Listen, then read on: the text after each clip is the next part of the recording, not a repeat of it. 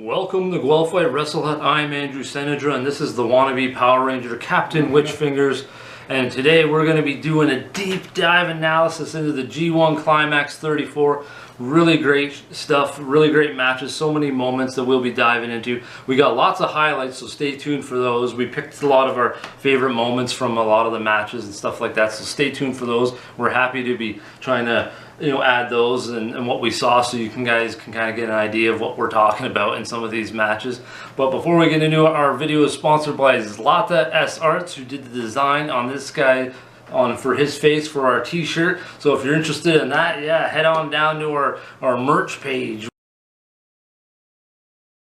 Yeah, so the G1 Climax. This started off with huge upsets and surprises on the first night. So many surprises, like the Bolton Oleg and Caleb Newman wins the first night. Their very first G1 Climax. First night they get wins out of the block. Jake Lee surprise wins. I don't know if Takeshita over Yota Tsuji was a surprise win, but it might be a little bit for him coming in from AEW. We had finishes out of nowhere, like the Zack Sabre Jr. win over Evil in under 30 seconds. Oh, yeah, really came out of nowhere. The surprises lasted all the way to the very end, like with Great Khan's win over the New Japan champion Tetsuya Naito. Like that's incredible, especially since there was 3 spots for a winner and Naito didn't even make it. The champ didn't even make it. The unpredictability of New Japan is like damn uncanny, and that's what kept us on the edge of our seats, pretty much every single night of the G1, which is absolutely awesome. That's what it's supposed to do. Create that suspension of disbelief, not just put over your champs all the time. And there was a lot of champs in the G1, and a lot of them lost and didn't even make it anywhere, so that says something. But we're going to go into who we thought actually had the best G1 out of the tournament. We both agreed on this. Konosuke Takeshita, absolutely killer G1 Climax. I think he elevated everybody he worked with, and probably everyone's best matches were involving him. Yeah. So it's just like, whoa, that says a lot.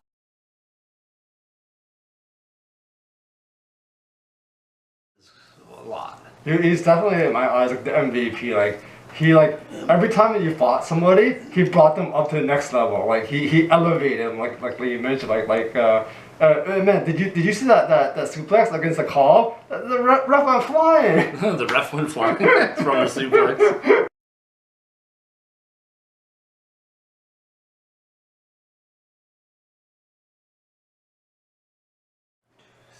Yeah, I agree. Like he had so many moments. He showed wicked power moves, speed, and awesome athleticism. He had like his striking was elevated. He had like the world-class elbow, like knocking people out with that, which was wild. Explosive ass moves and matches.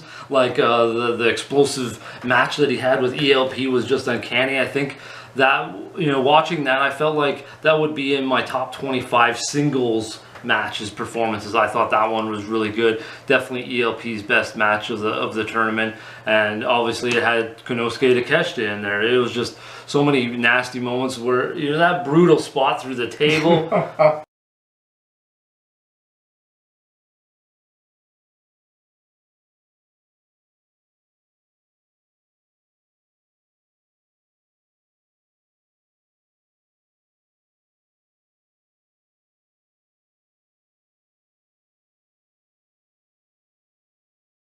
Those two just killed each other in that match. That was so back and forth. I had no idea who was going to really win. I going into it, I thought Takeshita, but it was the way it seemed like ELP kept kicking out of so many big moments.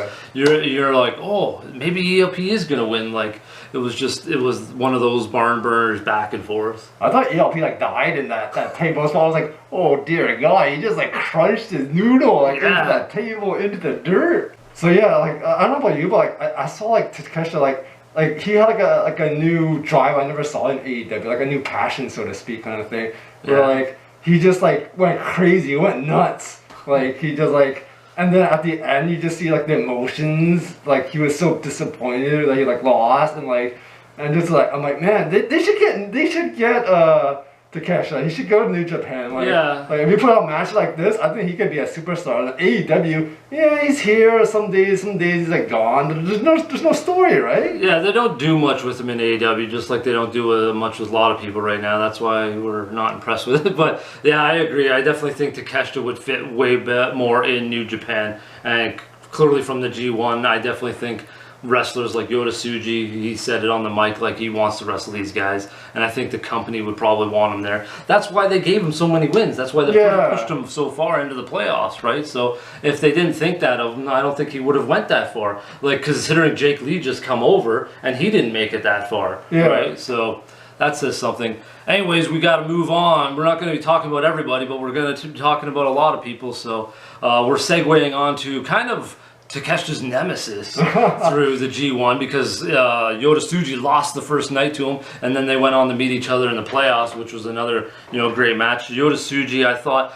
brought out several new tricks, which I thought was kind of impressive, considering he's only been around in New Japan for 2 years, and he's already pulling out some new moves, adding some new moves to his arsenal. New submissions, just new little details. I thought it was just the fine little things that he's working on, and you can definitely tell that there's New Japan's putting a lot in him. He main evented a lot in the G1 on the main event of the night, so you can see that they're pushing him and putting him into those main event slots and getting the cardio up for those longer matches. Yeah, I think I saw some new moves where he's like doing like some dives. I don't recall he's like doing as well.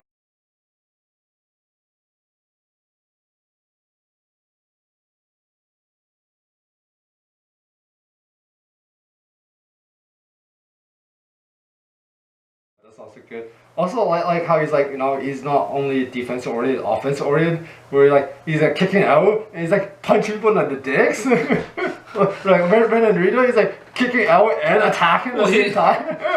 Yeah, he got bagged, and then Ren Narita on that kick out, he's like, oh, your leg just happens to be there. I'll nail you in the groin with my fucking bicep. Yeah, so Yota Tsuji, definitely had a lot of good moments. He made it into the playoffs. He was one of my guys that was able to make it in the playoffs, and Takeshita made it into the playoffs for you. So we did all right with our picks, 1 out of 3 on the B block. A couple other guys that did pretty well. For older dudes like Shingo and Tetsuya Naito, they both had some really good matches. Shingo, I thought, was pretty solid. He pulled out some old moves, had some hard brawling classics in there. Definitely hard hitting matches. Him and Gabe Kidd slugged it out pretty violently in there. But Shingo, I think he went on to the playoffs. He did really well. Yeah. Naito, definitely the knees were bugging him. He struggled. But he tried to pull out some old good moves and stuff like that. But I can definitely see being potentially the new era that they might be moving on from Naito, unfortunately. And out of the older guys though, I guess Sennedra might be kind of considered that. But Goto was the oldest guy in the G1, and I thought he had actually a really good G1 for older dude. Great shape, put on a really good handful of matches. Tough, solid dude. I think he kind of overshot my expectations. What he was going to do in the G1. Yeah, I agree. I was kind of impressed, for the older guy. I saw him put on some better matches than the younger guys, David Finlay. Yeah, him against David Finlay. I was more impressed with Goto than Finlay for this old. That's why we don't have any notes on Finlay, because we actually thought he had the worst G1. We were very disappointed in him, and Goto outshined him quite a bit. And Finlay was my pick to be the winner. And yeah, I was disappointed. He went far, but I'm still disappointed. But yeah, Goto, best of the older dudes, he did quite a good job. And moving on to, he's not older dude, but he's a crooked dude. Evil. You got some notes on Evil. He was crazy. Man, this guy's going nuts, man. He's cheating so hard. He's attacking fans on the left and right. I think he killed Albie 10 times. Poor Albie. You see Albie falling the garbage table.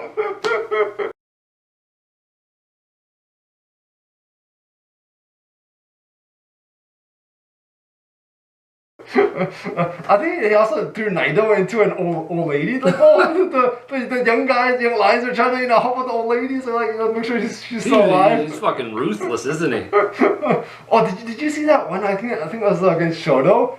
Man, he cheated so hard that match. It was he's beating up on Goto. Some guy's choking him out. I see somebody running down. He's gonna get some help. And another guy, House Authority, he's kicking him out. The guy's choking him. and then you see like a fourth guy, like, oh, finally Shoto's getting some help. Another guy's like also beating him. I'm like, Yeah, like 4-on-1. That was that the last match for both of them in the? Yeah, I think so. Yeah, I remember that there. Yeah, because I remember they kept mentioning how like, man, like Shota's like surviving all of these beatings somehow, and Evil was like, he was so surprised. Speaking, that segue is pretty good. We were talking about Shota. We can move on to Shota Umino.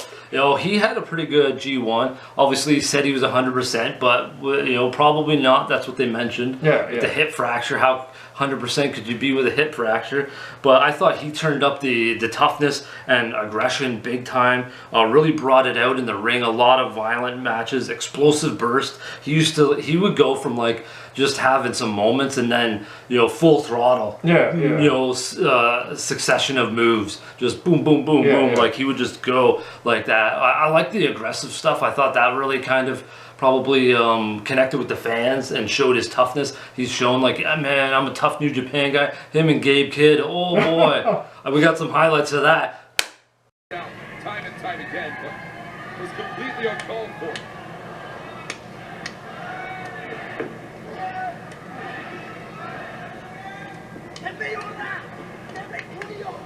Oh, and look at this. Yeah, so there you go, folks. Wrestling's fake. That they slap. I'm sure if I slapped this guy that hard, he'd be like, "Oh, Go flying." dear God!" But yeah, you know, you got some stuff on Shota as well. And I love that one movie does. I don't think I've ever seen him before. Like Ignition. Yeah, he does it, but you like New Japan guys, they don't do things every single match. So yeah, I can see He's like, Yeah, the key. The key in Ignition. It was like, oh, that's cool. And then also like even though Mox gave him a Death Rider, he does do the Death Rider like Mox, you know? He does it like a suplex form kind of thing, where he does it at a different angle. Yeah, like, that's really cool. He does the Death Rider like a few ways. He does the one where he gets you, and then he kind of kicks his leg back, and then he's got the one where he props you up. Yeah. I love the prop one.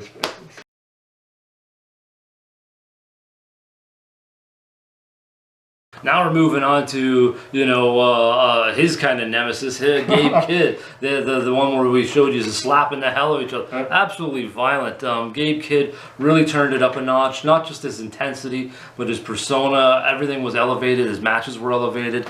He did a bit of high flying, you know, to his arsenal, which I thought was, you know, unique for him. Definitely coming into his own, I thought. And for me, I think he had more fans and people liked what he did more and had better matches than his Bullet Club leader, David Finlay. Like, I just thought, yeah, Gabe Kidd outdid him quite a bit. I love the dynamics of the matchups, like the Bullet Club versus Bullet Club, where you think there'd be like friendly turns. They're beating the crap out of each other, man. They're throwing tables, oh yeah. Like I thought, you know, his new friends with him and Jake Lee. Yeah, with Jake Lee, you know, he's trying to kill Jake Lee. He's like jumping Jake Lee, you know. He got counted out. He's gonna crap him out the match. He's like so pissed. He's like staring him down. Yeah, iron sharpens iron, or steel sharpens steel. That's how they do it. Yeah, and then his match with Zack Sabre Jr. I think that's my favorite of Gabe Kidd. Okay. And then like I don't know, I love the ending where like he was like choking him. And he's like, "Fuck you guys! I'm not giving up." He's like, you know, he's like fighting. He's getting choked out. I'm just like, man, this guy's bad. He reminds me like this guy, like an outlaw. You know, like he gives no shits. You know, that guy there on your shirt. Stand up and show him your shirt so we can see it. The Outlaw, Gabe Kidd, the Mad Outlaw. Hey, that's a good name for him. The Mad Outlaw. This guy's going nuts, and then like, you know, they're slapping the shit out of Zack Sabre Jr. in that match as well. Yeah, like, he's slapping everybody. Him and Shingo had a war, you know, slapping the hell out of each other. So yeah, he slapped everybody and got slapped for it. But yeah, that's it was a good segue too. We're gonna segue on to Zack Sabre Jr. I call him the Myriad Magician. You know, this dude. I pulled out more stuff that I haven't seen. It's like, what the hell? How much more can this guy do? You know, one thing I felt though that I noticed was like Zack Sabre Jr. I find he sells so realistically. He eats a couple of hard shots and then stumbles backwards, like he has a delayed reaction, like guys actually getting hit in MMA, like Shane Burgos. he got rocked so hard he was fine, and then all of a sudden fell backwards. Like Zach does that. He brings a lot of realism to it, not just like with selling like that, but his moves, the way he moves around in the ring, his striking. It's just so many things. I find like he's a musician in a sense in the ring where everything has a purpose. Those notes, those little leads, those little drum fills have a purpose. He's like that in the ring. These little slaps, these little maneuvers, working the limbs, like so much stuff that he does has a purpose. Where he places himself after, getting rocked or something, he's one of those guys. He's like the second coming of Dean Malenko, Man of 1,000 holds, right? Like this guy is nuts. And like, it's funny because like, usually when you do submissions, like nowadays, like nobody like taps out to submission, so it's kind of boring. But like Zack Sabre, he's tapping the guys out in the G1 with his like crazy submissions, like something you don't see in like modern day wrestling kind of thing. Yeah, you're right. We don't see too many submissions finishing guys off anymore, like Jericho's. Yeah, so then it's like whatever Jericho does. Submission turns into time fillers, right? Because you're like, that guy's not going to give up. He's going to get to the rope break, right? But not with Zack Sabre. And as you mentioned earlier with the Evil, the 19 seconds or 30 seconds or whatever. Well, it was under 30. I think it was 19 though. Yeah, I'm just like, man, like Evil, like trying to like cheat so hard before the ring, trying to get quick count, throwing powder in his face. He's like doing the magic killer, and then trying to get the quick 3, kicks out, and then get the small package. It was just things like that kept you on the edge of your seat. Now we're moving on to one of the new guys, Boltin Oleg. You got some cool notes on him. I thought he did some great stuff in there. Yeah, I think this is a good showcasing for him for I think his first G1. And then he's showing his like feats of strength where he's like throwing Cobb around. He's like muscling. I'm like, man, Cobb's not a small guy, He's like, and then he outdid Cobb. I think Cobb did 2 rotations. He did like 3 or 4. He's like, I'll show you, Cobb. And then he like checks him.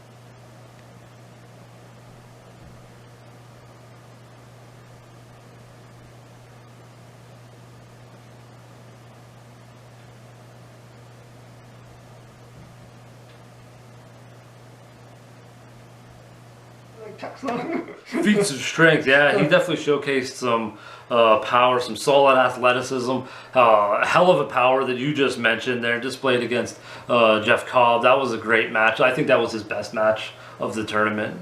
Yeah, I think like he showed some cool feats of strength where like Cobb was like doing surfing on him, and then he's like muscling up. And he's like, Cobb's like, whoa, man! Yeah. He's like, beating him up some more kind of thing. Yeah, and his athleticism I thought was really good. He does a kick up or whatever. And since we're talking about Boltin, we might as well go over to Callum Newman, who is another young guy. What is he, 21? His first G1 Climax. I thought he had some really good matches, and not just showed off his Prince of Pace, his speed and his aerial stuff, but he had a lot of agile little nuances. Showed off a pretty good ground game against Great O'Con. Those two were going back and forth. Yeah. That was a fast sequence. They were going for like a minute or two, going back and forth. I was like, holy crap, they were really moving. So he surprised me there with how much ability he had, in fast moving sequences, in kind of grappling submission situations, as well as his strength. I was actually surprised by his strength. He showed some pretty good power in there, but then he also his classic stuff, or maybe not as classic because he's not old, but he had some sweet, maneuvers in the air, little acrobatic counters and nuances that he did as well. I think Great O'Con was also my favorite match, maybe because like those guys are teammates. They probably practice in the dojo, so like they know what they're doing, so they're just going at each other kind of thing. I also like how he kind of forces people to like to go at his pace, like, can you keep up with the Prince of Pace kind of thing, right? And they just like both look at each other kind of thing to see if they outdo it. And, who's running the fastest? Pretty much. Some other dudes move pretty fast, but he's got another gear. He moves up to another level. You can, for sure.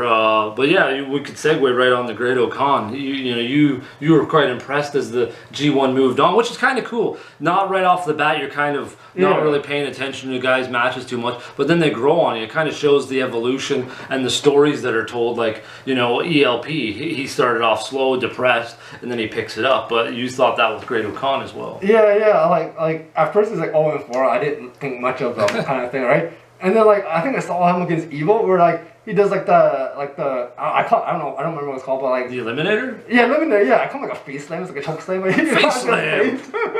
And then I just saw like bounce like Evil's head against the ball, like the mat, like a basketball. And he's like, I'm like, man, Evil's like dead, and then just like after that, he just like went on a tear, just like smashing everybody.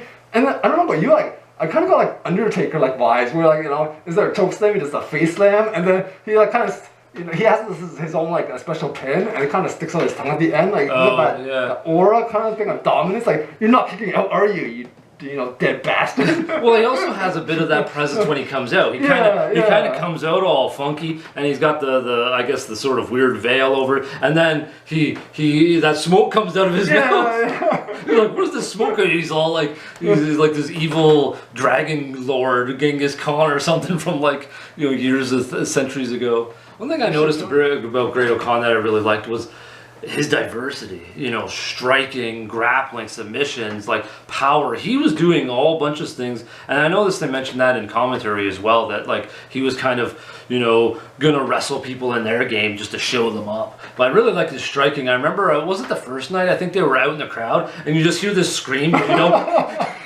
you don't see anybody, you just hear his Mongolian jump.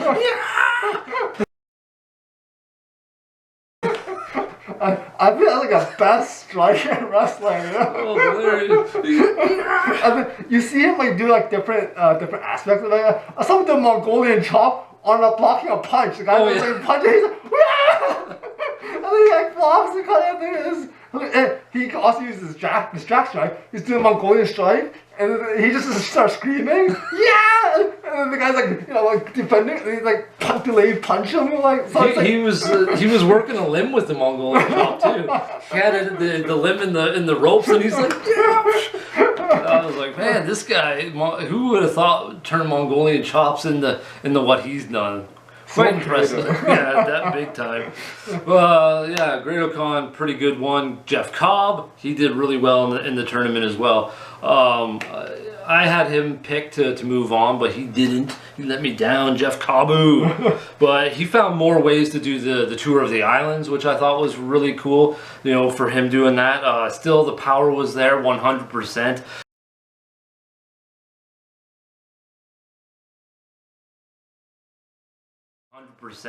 Still at that age, he's what, 40, 41 now, and he's still showcasing that power, that athleticism. He showed more athleticism, I thought, than normal in the tournament. He had some really good matches. Definitely him versus Yota Tsuji, I thought was one of his better ones, and the one with Takeshita. Oh yeah.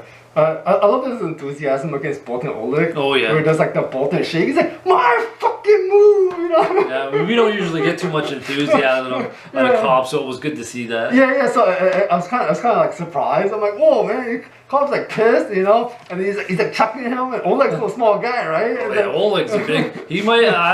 We were arguing in the car. I think Bolton might be bigger. He's taller and he's thick, so he might weigh a bit more. He's a lot of muscle on that guy. And I like how he's going in with like a championship mentality, where like I'm gonna beat everybody in under 15 minutes, like the commentator was like. Yeah, because he's the TV title. Yeah, champion. to defend his title kind of thing. And then I like some of his feats of strength, where like people are like trying to like do stuff to him and like stomp him or something like that. And, he's like powering out of it kind of. Oh, thing, the foot stomp. The curb stomp from Yota Tsuji. Yeah, he was trying to push him down, and Cobb was like, he's like, not on me, I'm too strong. Yeah. Now we're moving on to another stablemate. We're going from one Empire guy to the next. We're moving on to Hanare, the hard-headed guy. I thought he did great. This was I felt like a good showcase. I feel like if Hanare's in the G1 next year, he might make it onto the playoffs. He keeps kind of teetering up. Fans are getting behind him. His matches are getting better. He's getting put in higher positions. I thought he had a fucking kick-ass, a lot of great striking moments in his matches. Some wicked mixture of power, speed, brutal striking, athleticism. He's a great combination of so many different things that people don't pick up on. I thought just so many different solid matches that he was able to put together in there.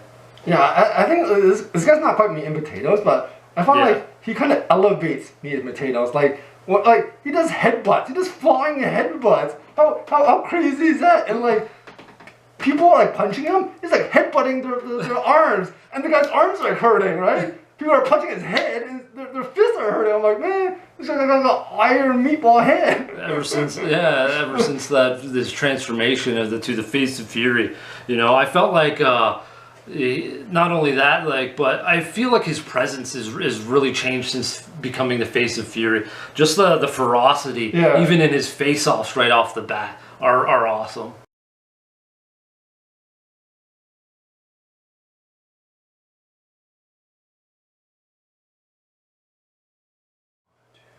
Yeah, so his face of Fury has changed. I don't think just his persona, his character, but I think it's elevated him in the ring to that like headbutting intensity and that striking. It's all elevated. Yeah, and I know like you mentioned that with his headbutts. Yeah, I think like even his strikes, like when you, it feels like he's trying to bore like his fist or his feet like in through you kind of thing, right? You throw, he like he's trying to like try to kill you. You see such like force.